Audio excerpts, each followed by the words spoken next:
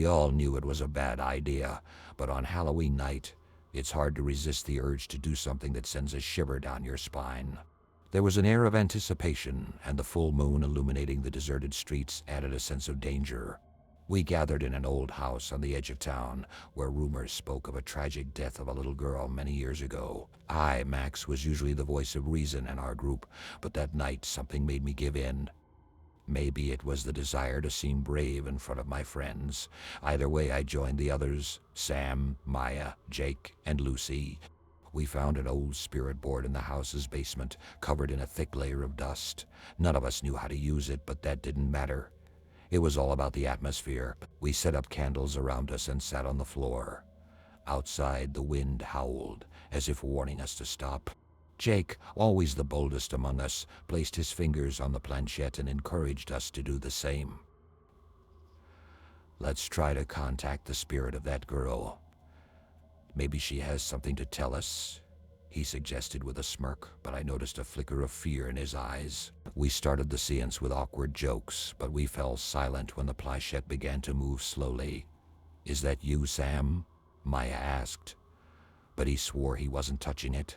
We exchanged nervous glances, and I felt a chill run down my spine. The planchette kept moving, spelling out words. "I am here." At first, we didn't take it seriously, thinking one of us was just messing around.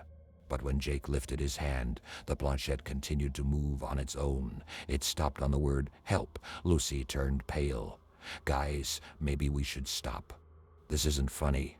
But Jake insisted on continuing. "Who are you?" he asked. The planchette jerked, spelling out a name. "Emily." When we asked what she wanted, the planchette moved quickly across the board, spelling out one word: lives. I felt a knot of cold tighten in my chest. "This isn't funny, Jake," Maya snapped, but he remained silent. I too sensed that this wasn't a joke. Something was off. Suddenly, the candles flickered, and the room grew unnaturally cold. The feeling that someone invisible had joined us hung in the air. I suggested we stop, but Jake wouldn't back down. "If this is really a spirit, let it prove it." At that moment, something in the house slammed a door, the sound echoing down the dark hallways. We froze, realizing we weren't alone anymore. Lucy ran to the exit, but the door we had left slightly open was now firmly shut, as if locked from the inside. "Is one of you playing a prank?" she asked, her voice cracking, but I could see from the faces of the others that no one would dare joke in such a moment. Jake turned back to the board. "Did you lock us in here?" His voice trembled. The planchette moved quickly, answering yes. Suddenly, Lucy screamed, pointing at the window. In the dim moonlight, we saw a reflection, a little girl with empty eyes staring at us from outside, her mouth twisted into a painful smile. But when I turned to the window, there was nothing there. I felt panic closing in on me. We tried to open the doors and windows, but they remained shut, as if the house itself was holding us captive. We returned to the board, hoping to end what we'd started. "Emily, we mean no harm. Please let us go," Sam pleaded. But the board replied, "Too late." The candles went out, and the house was plunged into darkness. In the silence, we heard a faint whisper, as if someone was murmuring our names. I felt panic tightening its grip on me, and at one point, I thought I heard my own last name, spoken in a child's voice. A shadow flitted down the hallway. Jake rushed after it, trying to prove that it was all a trick, but moments later we heard his scream, which was suddenly cut off as if muffled. Lucy, Sam, and I ran through the house, not knowing where to find Jake, but the corridors seemed to change. They grew longer, more twisted, and the walls closed in around us. We ended up in the basement room, where we heard knocking. For a moment I saw the girl's silhouette, her hands touching the wall, each knock echoing in our ears like a haunting rhythm. Sam tried to grab the board to end the seance, but suddenly it slipped from his hands and shattered on the floor. "This is my life," a voice whispered, and light flared up, illuminating the figure of the girl standing behind us. Her eyes were hollow, as if looking right through us, and her smile widened until it consumed her whole face.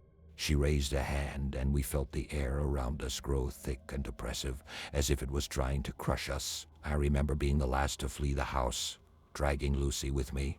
Sam was left behind, and his last scream still echoes in my mind. We burst outside and the door slammed shut behind us, casting the house back into silence. But the silence was deceitful inside. Someone continued whispering, calling our names. The next day, we found Jake and Sam. Their bodies were lying at the bottom of the stairs, their faces twisted in terror. The police never managed to explain what happened that night, but I know. Every year now I hear whispers in the night on Halloween. They call to me, reminding me that I have to return, and I fear that one day I won't be able to resist. I'm not really a fan of Halloween. Every year it's the same kids in costumes running through the streets, knocking on doors, demanding candy. But this year something felt different. There was an unease in the air, though I couldn't pinpoint why. Just in case, I decided to stay home. I lived on the outskirts of town where the streets rarely saw visitors. The perfect place to spend Halloween alone.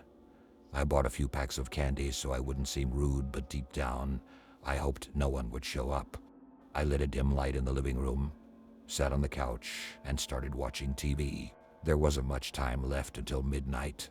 The streets outside were silent, and I had relaxed when suddenly there was a knock at the door. Just 2 knocks, muffled, as if someone was trying not to be too loud. I flinched, glanced at the clock. It was 11:46 p.m., a bit late for trick-or-treaters. I walked to the door and peeked through the peephole. No one was there. A chill ran through my chest, but I tried to stay calm. Probably just a kid playing a prank. I went back to the couch, but as soon as I sat down, the knock came again, 2 knocks, clear with a short pause between them. This time they were more insistent. I approached the door again, but just like before, there was no one there. I sighed, rubbing my face, trying to shake off the growing unease. Just ignore it. They'll go away, I thought, returning to the TV, but the sound wouldn't leave my mind.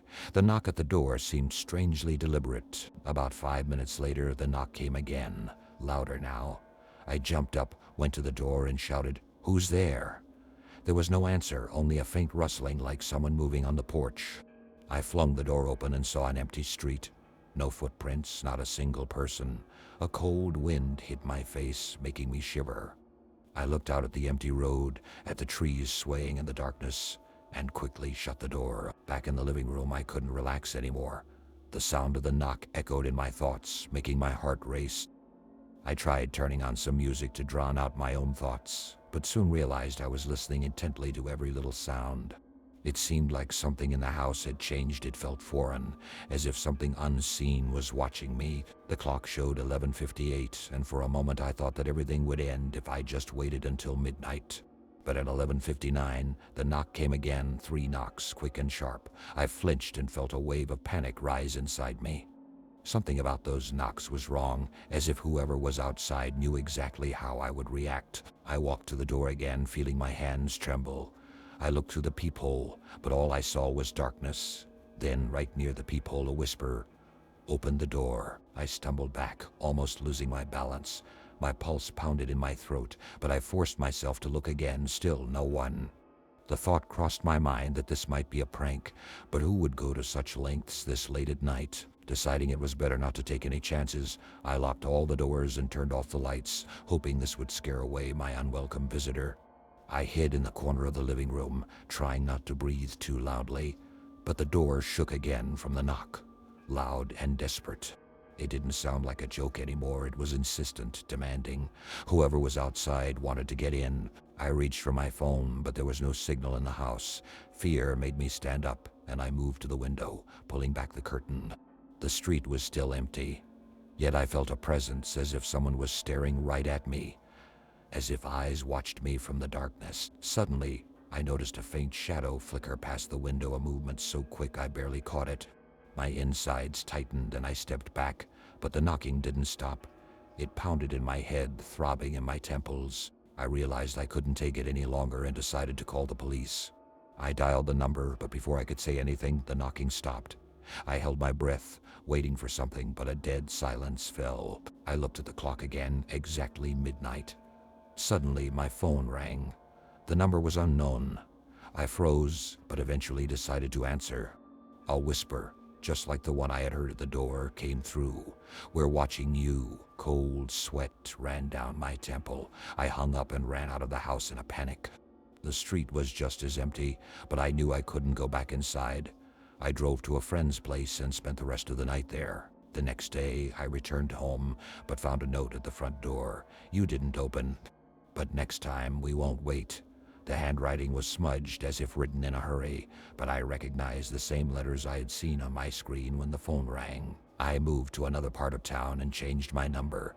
But every year on Halloween night, as the clock approaches midnight, I hear the same muffled knocks on the door again, and each time they grow louder.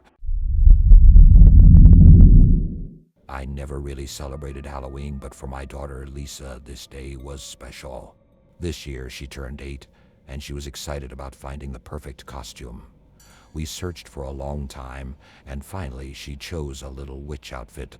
On the day of the holiday, she looked like a real little sorceress in her black hat and cloak, with a smile on her face and eyes full of anticipation. That evening, we went around a few neighboring houses and were about to head back home when Lisa suddenly saw a doll on the porch of one of the houses.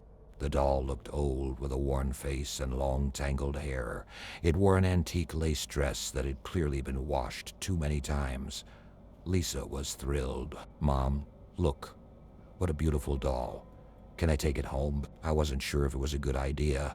It looked too old and dusty, and who knew who might have left it there. But I didn't want to ruin the evening for my daughter. "Just be careful, Lisa. Maybe someone just forgot it here." But the next day, when I asked the neighbors if they knew who the doll belonged to, no one claimed it. Many even said they had never seen it before.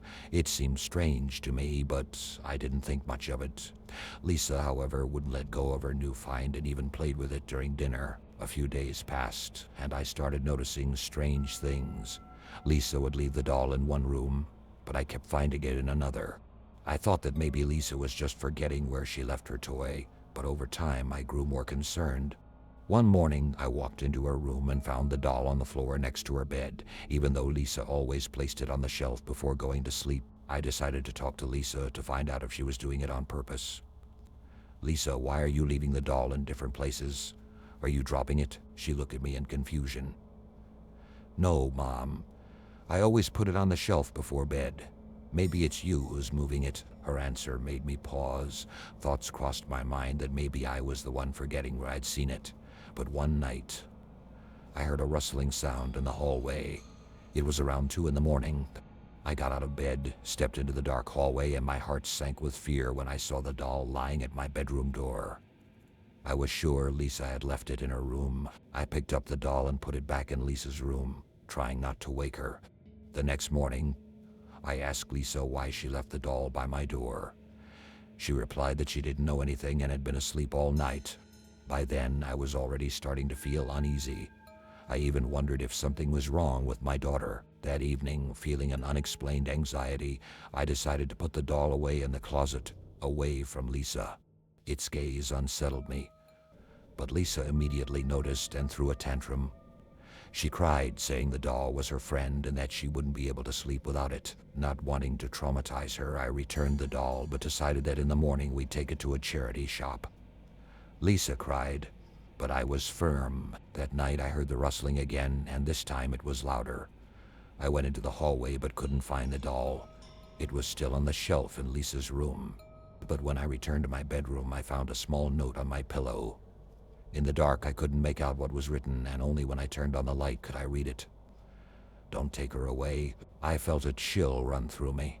The next morning, I checked Lisa's notebooks, but the handwriting didn't match hers. I began doubting my own sanity. Maybe I was just overworked, imagining things. Perhaps it was all just coincidences. I didn't sleep for several nights, constantly listening to every rustle, and Lisa seemed more distant each day. She spoke to the doll as if it were alive and started calling it by a name, even though she hadn't named it before. But the scariest thing happened one night when I heard Lisa crying.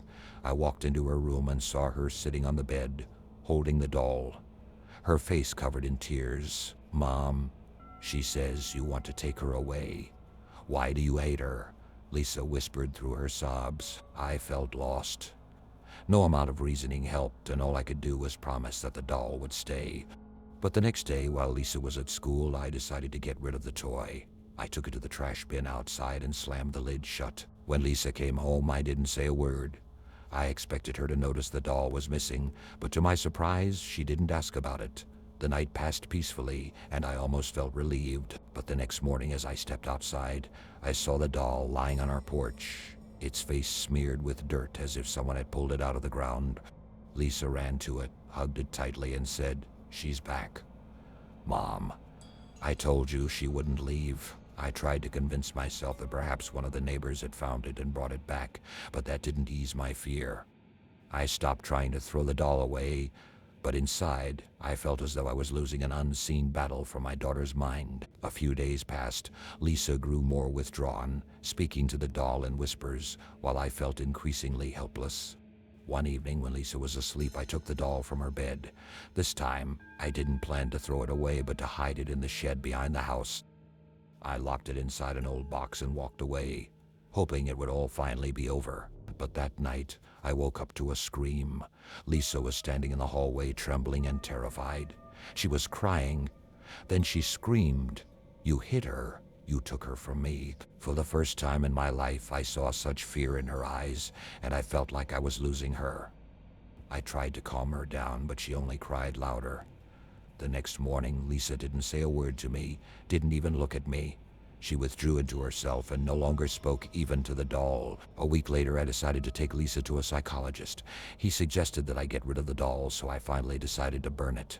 But when I went back to the shed, the doll was no longer in the box. I searched the entire yard but couldn't find it. Lisa slowly began returning to normal, but sometimes I catch her looking at me, wary, full of quiet fear.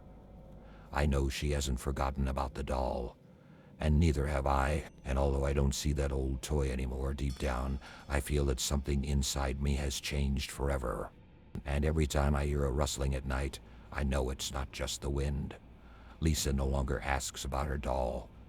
She just smiles and says that it will come back when I'm ready to accept it.